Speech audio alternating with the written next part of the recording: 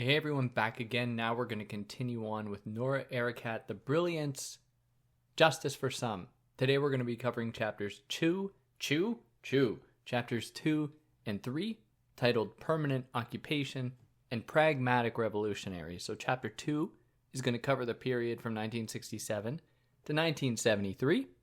And then chapter 3 is going to look at it in a lot more detail, the PLO, the Palestinian Liberation Organization, under Arafat's leadership, and their various legal strategies to try and attain Palestinian statehood and autonomy, and their many mistakes, as they made lots of them, and they a lot of bad things. Honestly, they deserve some criticism, but in the face of the Israeli occupation and violence against Palestinians, they are not even worth consideration at all. There is one culprit here, and that is Israel. Can't lose sight of that. But before jumping into it, consider donating to one of the organizations below, liking, sharing this. For every time you share me, though, make sure to share Palestinians, because we need to amplify Palestinian voices and perspectives and experiences, because they've been systematically erased for more than a century. And yeah, we got a lot to cover here. Let's jump into chapter 2.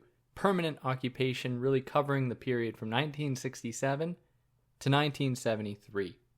Now, in 1967, Israeli Prime Minister Levi Eshkol sought settlements in the West Bank, but feared that the laws around occupation, internationally recognized occupation laws, would hinder his dream and would get the international community to come after him.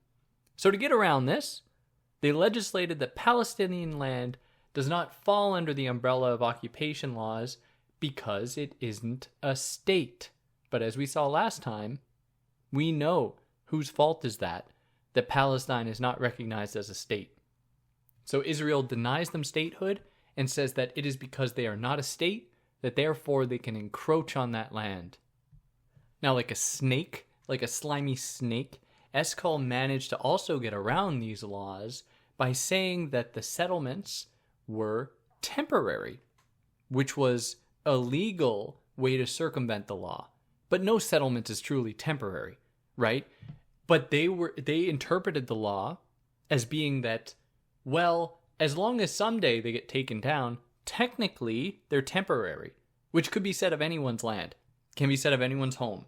Well, technically it might not be there forever. Eventually we'll take it down. They just said that, and then were able to gain international approval to avoid legal repercussions. Now, the other tricky thing our good old friend Eshkol did is to reduce them to a military nature.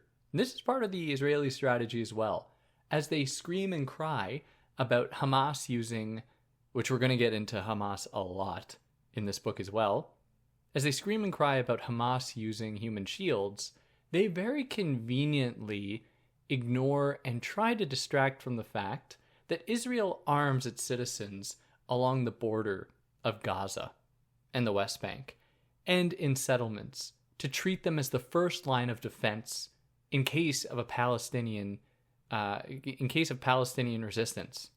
They arm them. They treat them like human shields. They treat civilians like military personnel. And so they're able to say then, or Eshkol was back in 67, that these settlements are not pedestrian or civilian in nature, they're military in nature.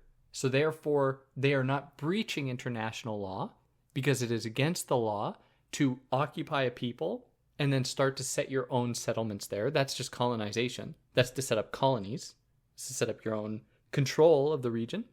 Occupation law essentially states that if a nation and if a people are occupied, that they are only occupied temporarily with the goal of setting up permanent governance and autonomy there. Occupation can't be permanent. And they get around this by saying, like, oh, it's not permanent. Eventually it'll end. But at what point will that happen? You know, they just steadily encroach. And I wonder, I do wonder at what point Israel would say, yeah, all right, now's the time. I wonder if there would be a point. when they would do that. It's like those people who refuse to call for a ceasefire, who refuse to condemn Israel, who instead take to Twitter, who instead take to YouTube or whatever and scream about, I don't know, student protesters, or scream about some other nonsense, and don't say anything about the genocidal violence in Israel at all, or what the UN is now calling extermination. They don't say anything about any of that. I wonder how many dead Palestinians it would take for them to be like, wow, this is too far. You know those people that are holding out? Yeah, you know who they are. It's very fascinating, the amount of depravity there.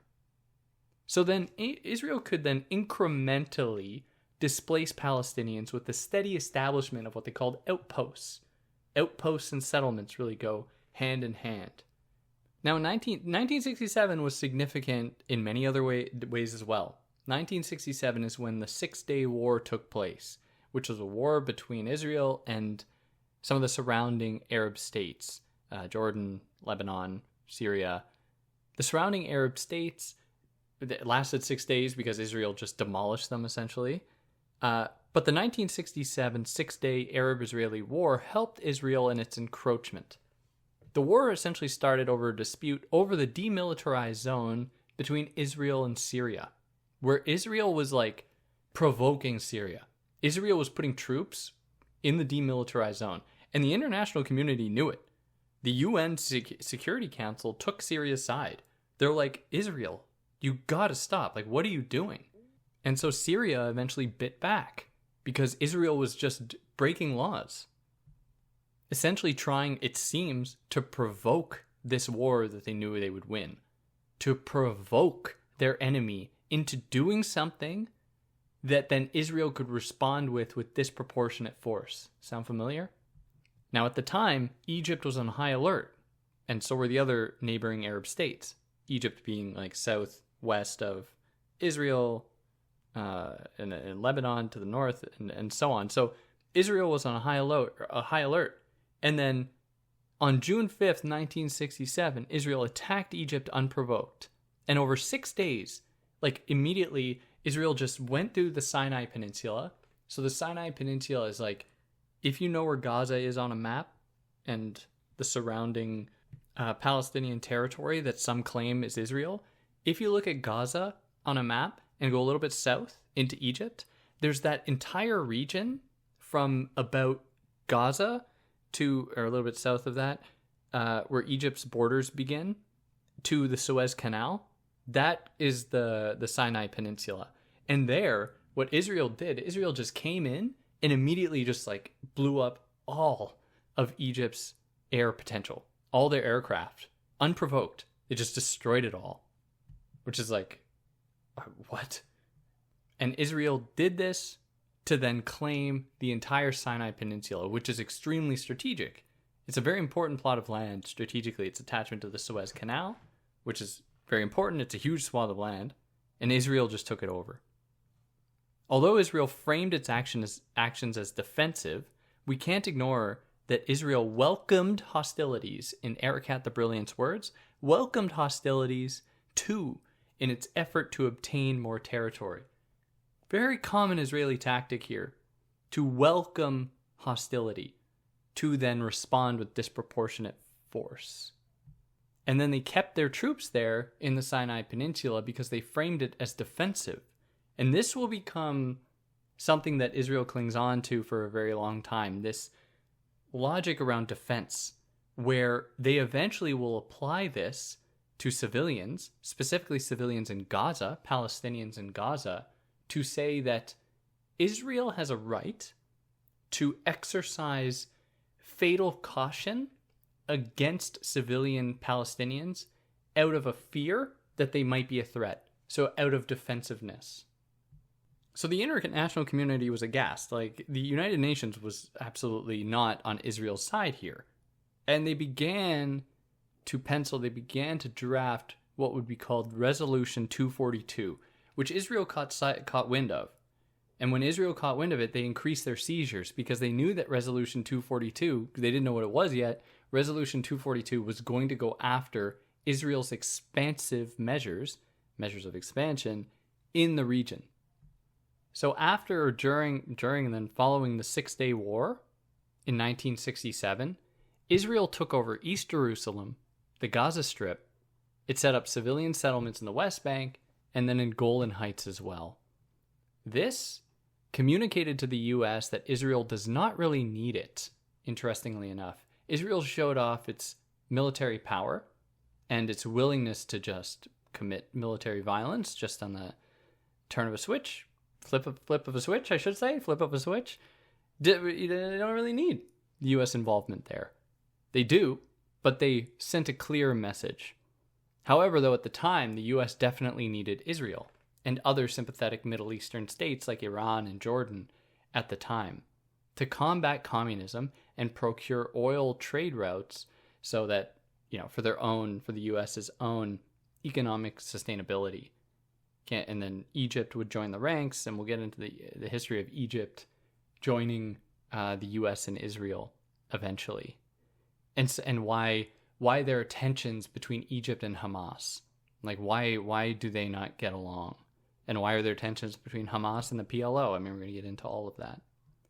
And Israel's success in the 1967 Six-Day War essentially gave it carte blanche, free reign, to keep being militaristically aggressive, because they were able to do all that and get zero resistance, which communicated to them from the international community and the quote-unquote West that they can do what they want.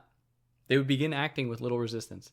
And in 1967, when it annexed eastern Jerusalem, which is under Palestinian territory within Palestinian control, the international community condemned it. The US and UK both refused to move their embassies to Jerusalem, something that eventually, for those of you that know, Trump would do in 2017. Trump moved the US embassy from Tel Aviv to Jerusalem to signal to the world that Jerusalem is Israel's capital when it's really Palestinian territory. But this goes to show, this is how the US just does these symbolic gestures historically to be like, oh, Israel, don't do that. Oh, Israel did slap on the wrist. Don't do that. Moving their embassy. I mean, Israel doesn't care. Israel doesn't give a shit. They're just going to do whatever they want anyways. Oops, I sweared. Don't get too mad at me. They don't care. They're just going to do whatever they want. So you remember when I mentioned that Israel had caught wind of Resolution 242? I haven't told you what that was about yet. But get a load of this. I mean, this kind of blew my mind. I didn't know about this. Resolution 242. This is some BS. This is something else. So when the UN Security Council wrote up Resolution 242, they did it in two languages. They did it in English and French, a sign of its colonial history. And the two official, I guess these were the two languages that the document was written in. Now, there were minute differences between the two. Obviously, they're two different languages. But there was something so significant in the insignificance of the translation or not even the translation, they were written separately, one in French, one in English, that permitted Israel to continue its slaughter because of an issue around language, which goes to show just how careful you need to be in legal proceedings with language. So when this hinged on one line where Resolution 242 was calling for Israel to remove its forces and to give back the occupied territory. In the English, this line read, "Withdrawal of Israeli armed forces from territories occupied in recent conflict." Whereas the French, and I'll read it in French, "Retrait des forces armées israéliennes des territoires occupés lors du récent conflit."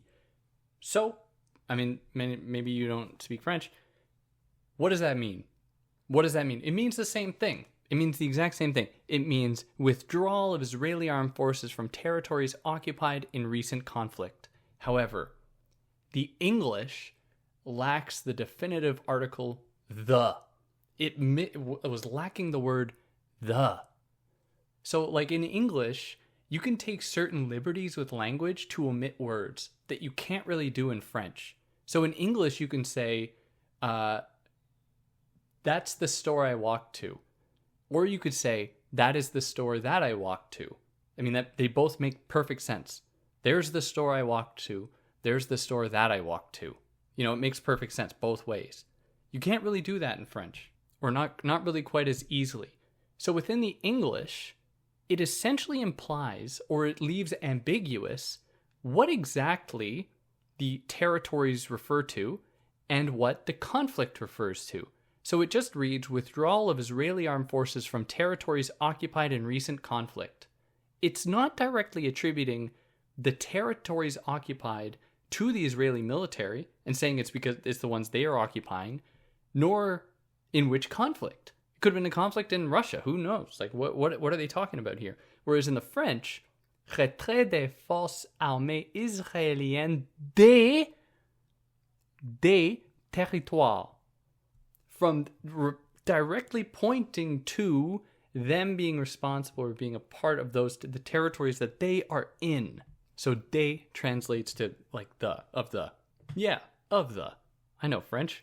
Pfft, it's easy, French. Oh God, do I know French? I don't. It's so brutal learning a language. It takes forever. So why did this matter?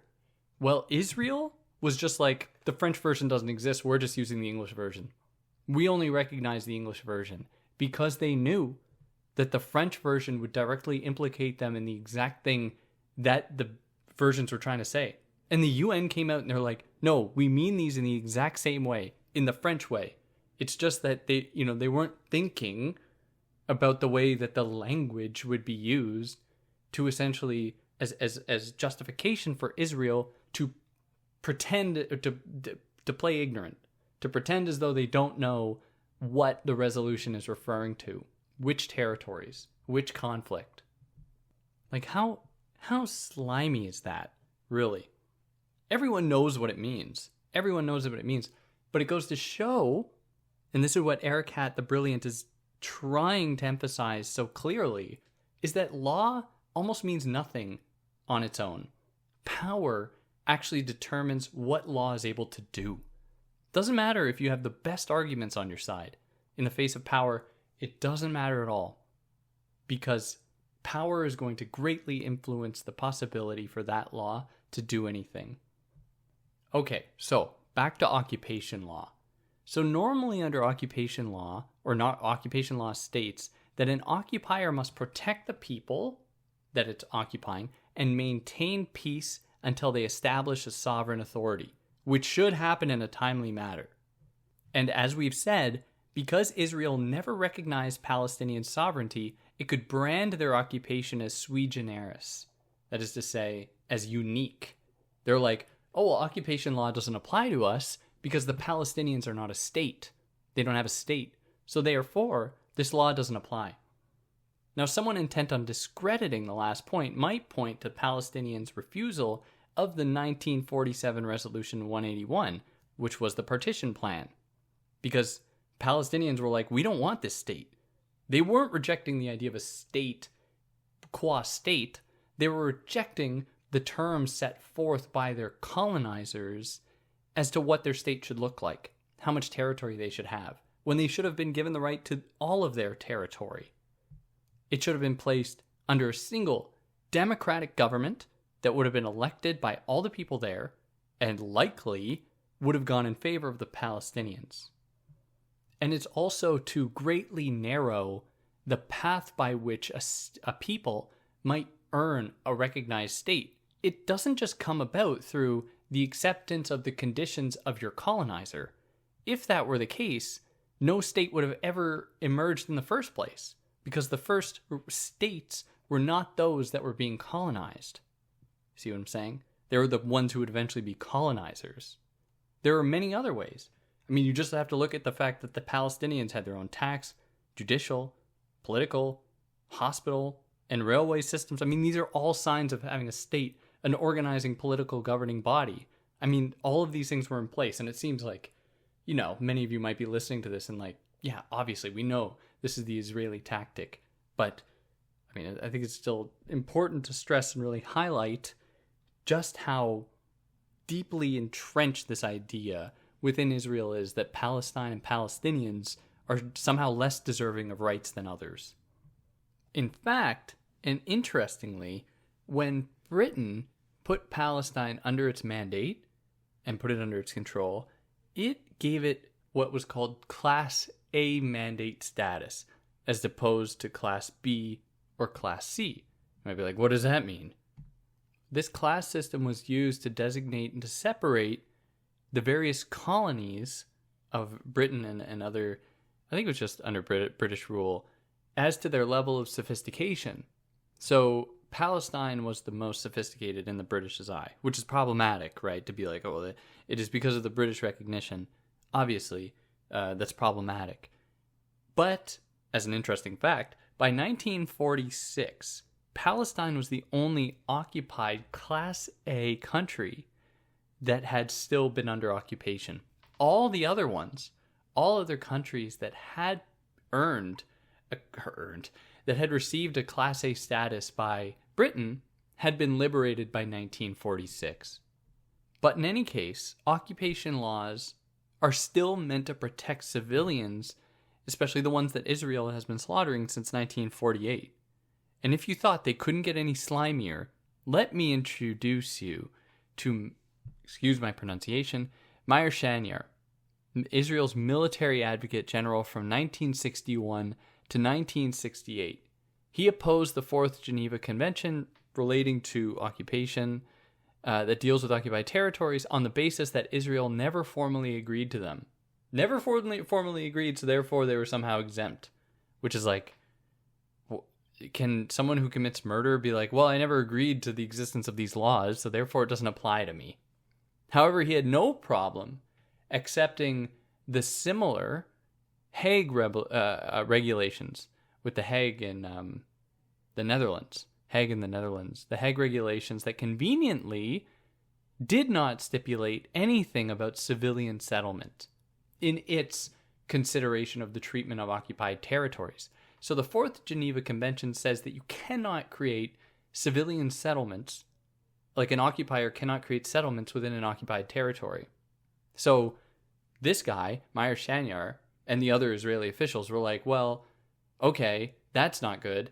Let us respect instead the Hague regulations that instead make no mention of civilian settlements. So Israel is like, oh, we love that one. That one's great. The Hague regulation's amazing. In order to justify their continued settlement building in the West Bank. Now, in 1975, this ding-dong, that is Meir Shanyar, became Israel's chief Supreme Court justice, a position he would hold for 20 years. A guy who believed that Israel did not need to follow the Fourth Geneva Convention because it didn't agree to it, then occupied Israel's Supreme Court.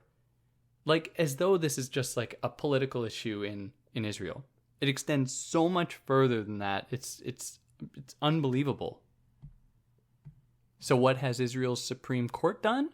Well, they've been really useful for the Israeli regime. They've been really useful to get around the PR nightmare that would be their recognizing that they are occupying a people. So to get around this, Israel's Supreme Court always claims that they are only, quote-unquote, administering the land, not occupying it. Of course, the term administration conveys or evinces the idea that these people here, Palestinians, are somehow incapable of administering themselves. And they claim to be doing it until a political agreement arrives, so they could just do it indefinitely. In Erakat the Great's words, the occupation could be indefinite so long as it was not permanent, which is a very, very slimy use of this idea here. That because it might not be permanent, they can get away with it, even if it may very well be permanent until the people are officially, as the UN now acknowledges, are exterminated. Now, in 1967, the slimy Supreme Court passed Order 59 that allowed a military commander to assume control of state property in the West Bank and Gaza to bypass the law that they couldn't steal private land. So they put in this law that, yeah, sure, civilians can't steal private land, but a military person can, a commander can. which could then be used to steadily encroach upon the territory through military rule, essentially. So the courts permit Israel to enjoy all the privileges of being an occupier and sovereign, essentially, while Palestinians get none of the protections of being occupied at all. So Israel gets to have its cake and gets to eat it too. So then we have to, just to reconsider, like, the way that they use the same argument of, oh, well, it's not permanent, it's only temporary, but we have no idea when that temporary is going to end. Like in their creation of civilian settlements. They say they can get around it by being like, oh, they aren't permanent settlements, which is, we should go and ask. I mean, this is how we get around this. Ask anyone living there, do you plan on living here indefinitely? And if the answer is yes, then it's permanent and it's breaking international law. But in any case, I assume nobody there, unless they've been briefed, would be like, yeah, this is a temporary stay in our well-protected, well-built settlement on Palestinian land. Now, interestingly, as I mentioned before, this turns settlers into human shields, which is probably why Israel arms them, which is a crime under international law. As always, the U.S. responded with some finger-wagging, was like, oh, don't do that, Israel, and then continued to fund them. Continued to send them money to continue their occupation of Palestinian territory. Okay, like, we've gone so far here, and we haven't talked about the PLO at all, the Palestinian Liberation Organization. Well, let's just let's get into it. Up to and just after 1967, Jordan, Egypt, and Israel were in a tug of war over the West Bank, because the West Bank has not just been occupied by Israel. Jordan has held a lot of power over the West Bank over the years as well, which is obviously a problem. They were all in a tug of war over the West Bank. This allowed a unique opportunity for Palestinian organizing, although the PLO wasn't very popular at the time, back in the late 60s. That changed when Israel attacked a refugee camp in Jordan and essentially suffered heavy losses. So the PLO, under the Fatah, they weren't part of the PLO then, but Fatah, that was run by Yasser Arafat, was operating out of Jordan in various refugee camps. Now, what they did is they actually kind of set a trap where Palestinian guerrilla fighters and Jordanian military people were in this camp, in this refugee camp that Israel attacked, because they have a track record of attacking refugee camps. And the Palestinian guerrilla fighters under the Fatah, under Arafat's leadership, alongside the Jordanian military people, really defeated the Israelis. Defeat might be an exaggerated term. In any case, they showed the world that guerrilla warfare and some amount of sophistication is enough to defeat the Israeli military. And this showed the world and Palestine and Palestinians just how effective the Fatah, the party, was under Arafat's leadership. And then he became leader of the PLO.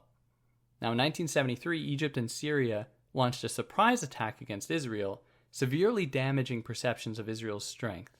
They ultimately lost, but this was another sign to the world that Israel was not untouchable. And it also created a great amount of momentum for the PLO to drum up its own battles, politically, legally, and militarily. And that puts us here into Chapter 3, Pragmatic Revolutionaries. Now, in 1974, Arafat delivered a speech at the United Nations representing Palestine. The U.S. and Israeli ambassadors were suspiciously absent, but this was such a significant event where a Palestinian representing Palestine was delivering a speech at the United Nations. It's extremely significant, and Arafat's success here cannot be understated. But Arafat's speech was part of a broader trend of previously colonized and occupied people and territories speaking at the United Nations. Between 1945 and 1974, the number of represented states increased from 51 to 138, with many being previously colonized or occupied. Arafat's speech stood as a sign of oppressed nations standing against the West and their colonizers. And many of these states that had been previously colonized and that recognized how the West was weaponizing the courts, the international courts, was siding with evil oppressive regimes like Israel. All of these states, or many of these states, then formed what was called the Non-Aligned Movement, or NAM. And the Non-Aligned Movement was obviously a big thorn in the West's side. So the PLO was instrumental in aligning Palestinian groups like Fatah and the Popular Front for the Liberation of Palestine. It helped to bring these groups together in a unified mission of opposing Israel, of establishing statehood, and of freeing Palestine. Until 1970, the PLO worked out of Jordan. So that was their primary place. You remember we said that they were in Jordan when it was attacked by Israel. That was where the refugee camp was, and that's where they worked for the most part. At which point, though, in the early 70s, 1970, they eventually relocated to Lebanon to do reconnaissance and to organize armed resistance.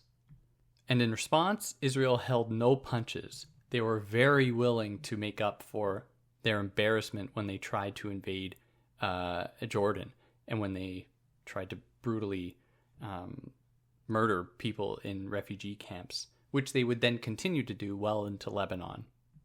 Now, Israel began an onslaught of Lebanon here, and this would continue well into the 80s. This was a big part of the Israeli strategy, was to bombard Lebanon as often as possible, knowing that the PLO was working out of there. But Israel's violence against the PLO, the Palestinians, the Lebanese, it was justified with the broader hegemonic push. That is, it was believed by the West that Israel was committing just actions here. And it was also doing so under the auspices of delegitimizing non-state forms of resistance, which was part of the West's broader effort to delegitimize the non-aligned movement of previously colonized, now liberated states in their continued struggle against oppression.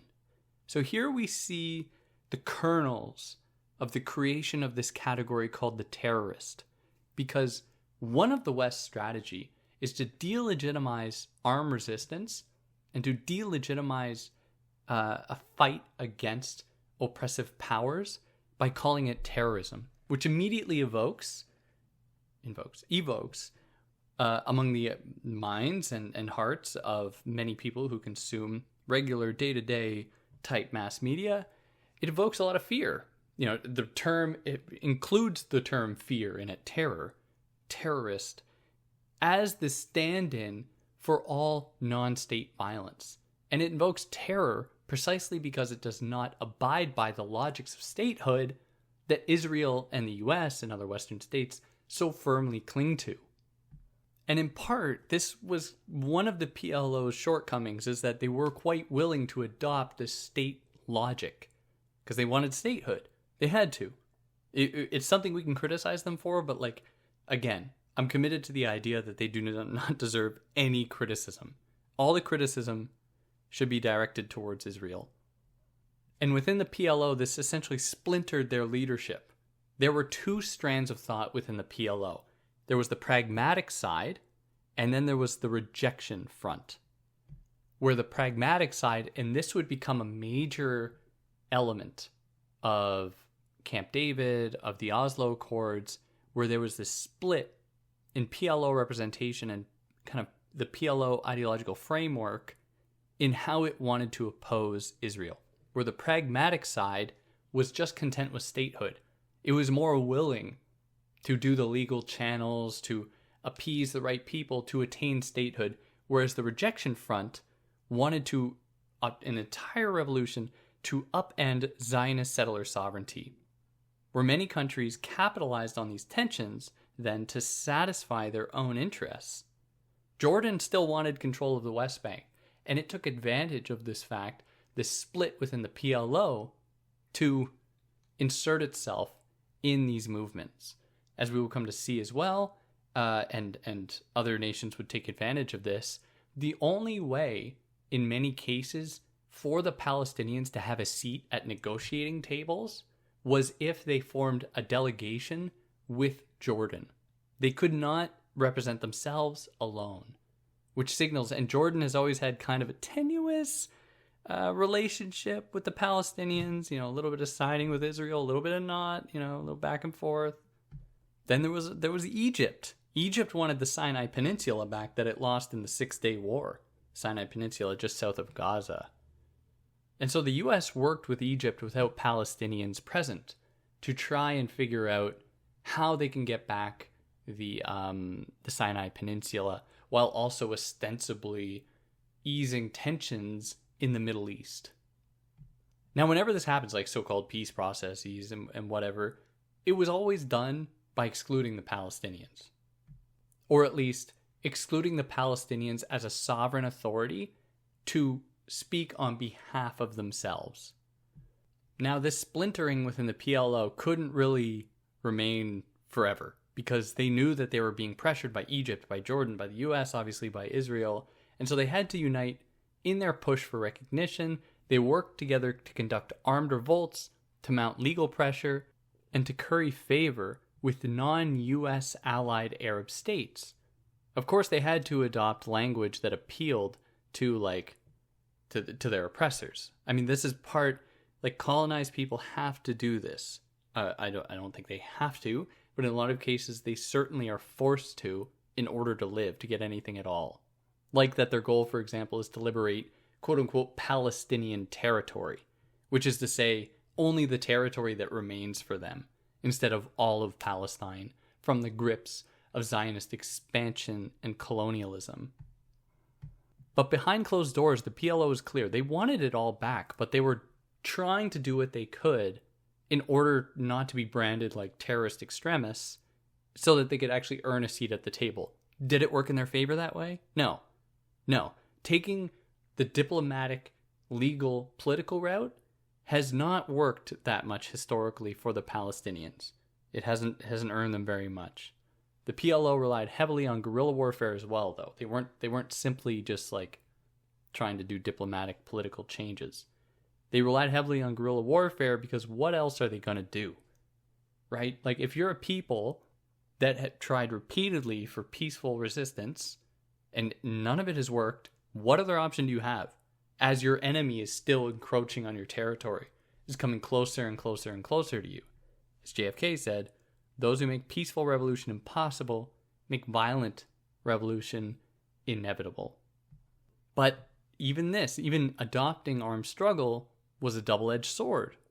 It inflicted some damage against their oppressor, but it also was used to intensify Palestinian repression in the creation of this idea in the early 70s of the terrorist, which pretty much all Palestinians would come to be associated with, even civilians.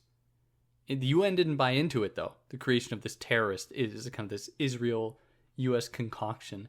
The UN didn't buy it, though, in 1972. And in 1973, they passed a resolution legitimizing armed struggle against colonial and foreign domination.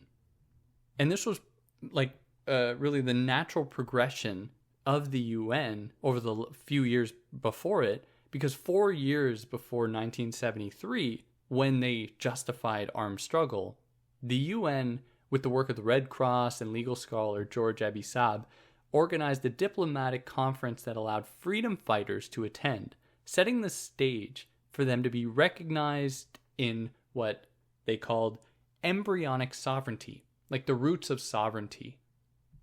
Now, obviously, the US and Israel opposed this. They opposed this entirely because they recognized that this would be justification for the PLO to keep using guerrilla warfare. And so the US and Israel did not recognize the value of armed resistance. They did not recognize the value of legitimate armed struggle against occupation, and instead just continued to call these people terrorists. It took a ton of lobbying. This is all still leading up to how we started the chapter, with Arafat delivering his speech in 1974. And with this, it took a lot of lobbying, it took a ton of work, but there was this gradual move within the UN to recognize the importance of giving a space for freedom fighters against oppression in the United Nations or in the UN. And it took a ton of lobbying, but finally in 1974, Arafat could go to the UN to address the international community on the state of the Palestinian, or on behalf of the Palestinian people. The first time, in Erakat the Great's words, a non-state actor had taken the international podium, which is such a significant event that Arafat was the first to represent the Palestinians. And still, this is 1974. 50 years ago. This is 50 years ago when they were fighting the struggle. And they still have not earned what they've been fighting for. Like, what other options are available to them? I'd love comments. You know, a lot of internet people are real geniuses. They know all the answers. What are they supposed to do? You know, what are you supposed to do if you're put in that situation after 50 years of struggle, of legal, diplomatic, political, military struggle? You are not given the basic recognition of statehood. What's going on? What should be done? What should Palestinians do? Now, Arafat's speech was co-written by a few people. It was co-written by Mahmoud Darwish, who was a brilliant Palestinian poet and writer. And his speech was very successful. He advocated for a secular one-state solution, one that wasn't just for Jewish people, which is like, Israel is not a secular state. It's a state that privileges Jewish people over others, in that it guarantees Jewish people the right to live there no matter where they are in the world, while denying Palestinian Palestinians, that same right on the basis of religion. Right? Like, isn't that just a fact? And he advocated for a secular one state, which would be a point that Hamas would come to really disagree with about 14 years later, when they would come into existence. Because Hamas was born out of the Muslim Brotherhood. They don't want a secular state. But in any case, getting ahead of ourselves here. His speech was successful. It pushed the UN to put forward Resolution 3236 that affirmed Palestinian right to self-determination and rights of refugees to return home beyond just in Gaza and the West Bank. Unlike Resolution 242, it did not hinge Palestinian autonomy on Israel's right to exist. Which is something I haven't really mentioned yet, which is on me. But the previous resolutions and many of the other moments, and that we will come to see, where Palestinians are given any kind of recognition, always comes at the price. We will get more into this, but it's been the case so far. Always comes at the price of a few things. But the primary thing is that Palestinians acknowledge that Israel has a right to exist, which is just them saying that they are not advocating for a one-state solution. It's pretty much just saying that Israel is just always going to be there, which, of course, Palestinians are not prepared to accept. Israel's not accepting them in the right for them to be there. Why should they do that to Israel? Or I put it to you, I wonder how many people here, or put it to your family members. You might have some family members who are very sympathetic to Israel. You think they're victims in all of this. Ask them. Just put forward that situation. If you are an occupied people, occupied for about 100 years, and your occupier is saying the only way you can get to the negotiation table is if you say you believe that the occupier should be there and should always be there. Wonder how many of them would be like, yeah, I love that. Great. So the successes would keep coming for a bit. After Arafat's speech, the UN would pass Resolution 3236 and 3237, which gave Palestinians a non-voting seat in the UN, which is a success, right? It's not, the best thing, but it's still good. Arafat and the PLO drew from South Africa's anti-apartheid movement to inform the way that they framed their struggle and Arafat's speech. In 1974, the UN expelled South Africa, and Arafat sought the same state for Israel. I said that weird. In 1974, due to South African anti-apartheid movement with Nelson Mandela, with so many others, the UN expelled South Africa. And Arafat saw this and was like, we can do this with Israel. Israel has Palestinians living in an apartheid state, so you should be able to oppose them. Now, to do this, like South African anti-apartheid movement did, Arafat tried to appeal with other Middle Eastern states and African states to, have this done, many of which had been occupied before. So Egypt put up some resistance, though, because it still wanted to reclaim the Sinai Peninsula, and some other African states were also not so eager because of some apathy from other Arab states towards African suffering. So this is another big issue where there were many African states who had been colonized, like Algeria and others, that didn't have the greatest impression of some Arab states who they thought were quite apathetic towards them, which many of these African states then aligned with the Palestinian struggle, which is, I don't know, I can't say if that's legitimate or not, but these are some of the difficulties that the Palestinians confronted in trying to unite this non-aligned movement against Israel. Now, Egypt was super willing to cozy up to the U.S. because it really wanted its Sinai Peninsula. It was dealing with Kissinger. They were having a great time, just doing everything they can to advance Egypt's interests at the expense of Palestinians. They didn't care. Actually, they aligned themselves so firmly with the U.S. that they began to vote alongside the U.S. against the PLO on voting matters. Now, the U.S.'s response to the PLO went, "We will allow you at the negotiation table if you," and these are the main points that Israel had to accept, "if you recognize Israel, if you renounce armed resistance, and accept Resolution 242 and 338. And 242, which, the ambiguous one that was like, pull your troops from occupied territories. And Israel was like, which troops? Which territories? And I don't know. It could be anything. And so the PLO saw right through this. They were not going to just accept this. They're not going to renounce armed resistance. That's one of their only military tools available to them. They had, at the time, they had like one plane. Like they couldn't, what were they going to do? Now, after resolutions 3236 and 3237 passed that gave Palestinians a seat at the UN, almost nothing changed because Israel had the American guns and veto power on their side. Like they had the American military and veto power, which is the most absurd thing within the entire UN, I think, that all the countries of the world that participate can vote on something and the US can just say, nope.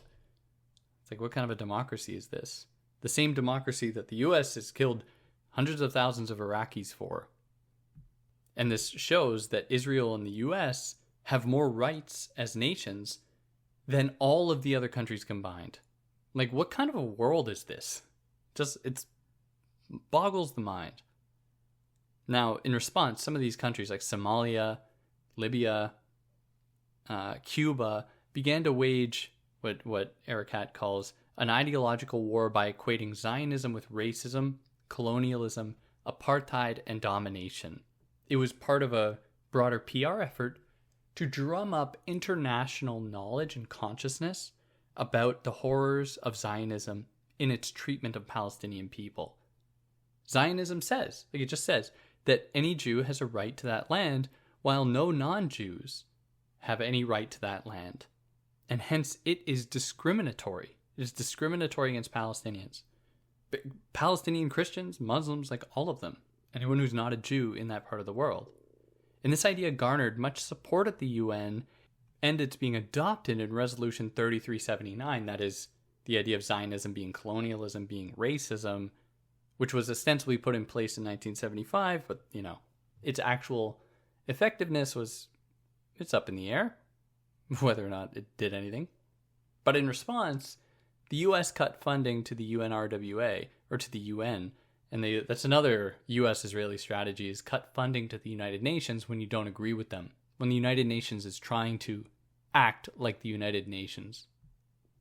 So it looked like progress was being made. Up till the mid-70s, the PLO was making progress, steady, but real progress. However, in the mid-70s, early 70s, Lebanon was going through a civil war, which was sort of good for the PLO to some extent. It was kind of good for the PLO because they could operate there fairly easily. There was no real leadership to kick them out or decide what's going on. However, Syria feared that a PLO confrontation with Israel would hurt them. Syria feared that the PLO was going to take advantage of this a little too much and dragged them into a war with Israel that Syria was not prepared to fight. And so they got involved to essentially stabilize Lebanon. This is, I mean, Syria, they're being diplomatically intelligent in order to, for their own interests, not for the Palestinians, for their own interests. Like, they knew that they had to stabilize Lebanon to make sure that the PLO was not going to attack Israel. And they got involved to stabilize it, fracturing Arab solidarity in the region, which the PLO was relying on. Now, the PLO's hopes fell deeper when the 1978-1979 Camp David Accords settled peace between Israel and Egypt, ruining years of Palestinian and Egyptian coordination. If they're, how good this coordination was is up in the air. But Egypt just wanted the Sinai Peninsula back, and they got it back through the Camp David Accords. During Camp David, the Israelis at the table only dealt with quote-unquote Palestinians, not with the Palestinian people.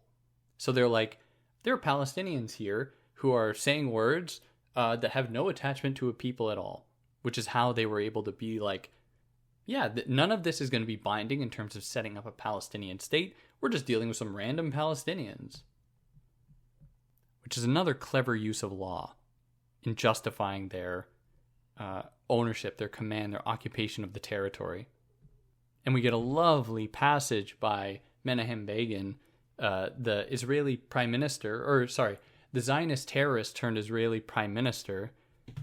He led many raids against Palestinians, including the Deir Yassin massacre, before Israel even existed, who said that the Palestinians, in his words, did not exist, rather they are, in his words, Palestinian Arabs residing in Judea, Samaria, and the Gaza district, to completely erase the existence of Palestine. This is their mandate.